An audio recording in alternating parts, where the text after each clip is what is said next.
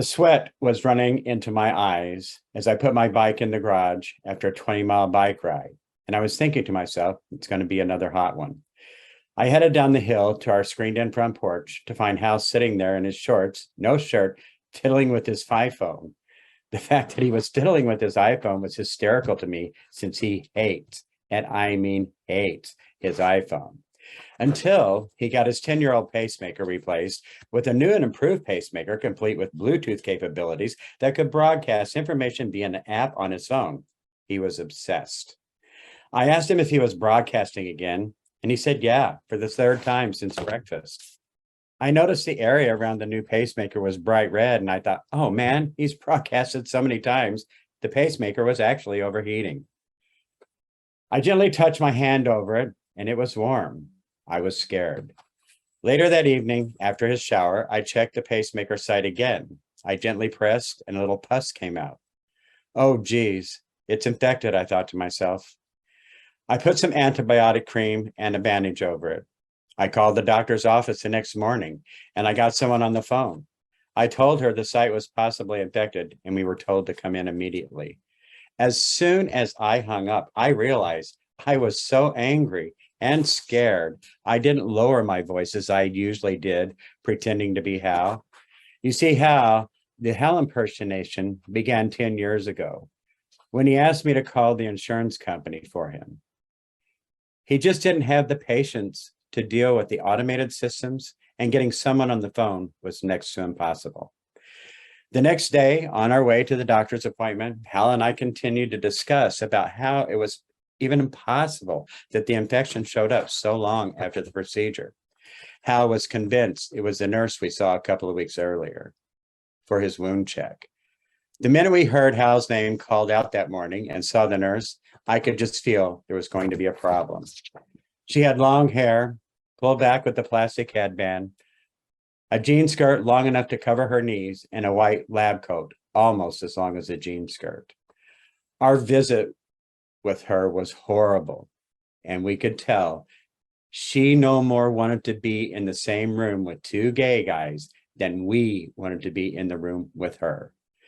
She hurriedly checked the wound and was trying to get us out of there as soon as possible, avoiding any questions or concerns we had.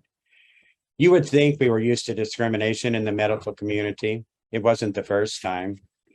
A few years ago, I was waiting with my sister while Hal was undergoing a complicated orthopedic surgery. A nurse came out for an update. She directed the update to my sister. My sister looked at the nurse and told her the conversation should be with him. The nurse looked at me, then back at my sister, and continued the update. My sister interrupted the nurse again and said firmly, "Ma'am, the conversation should be with him," pointing to me again, and the nurse ignored her and walked off.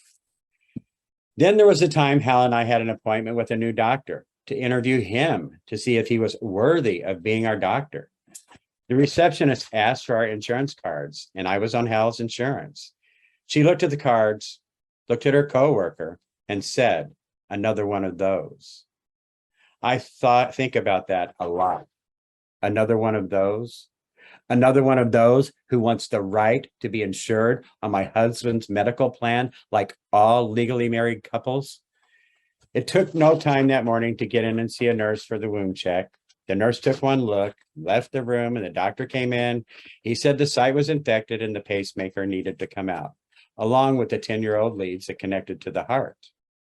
Removing the leads is an extremely complicated, high-risk procedure, and the doctors wasted no time assembling a team of experts for the surgery. I brought Hal home from the surgery with post-op instructions and another date for a wound check. I changed hats from advocate to caregiver.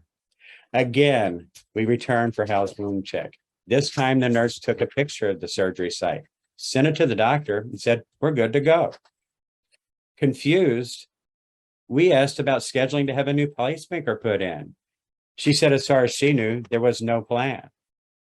Really? I refused to accept that and had to demand she contact a doctor to replace the pacemaker needed to regulate his heart. We finally got an appointment, and the scheduled date for the new pacemaker was pursue pacemaker, but not understanding why the process is so difficult. It's exhausting. It's infuriating. The aging LGBTQ community lives in a culture where we face discrimination and incompetency. And as we navigate a complicated medical system, fighting every step of the way and having to demand results, where is the compassion, the sensitivity, and the competency needed to address the LGBTQ population they serve? Competency and sensitivity training should start in medical school, nursing school, and in human resource departments at all medical offices. Being an advocate and a caregiver for my husband is a job I do out of love and gratitude for the 33 years we have had together and all of the years we have left on this earth. I worry, who's going to take care of me?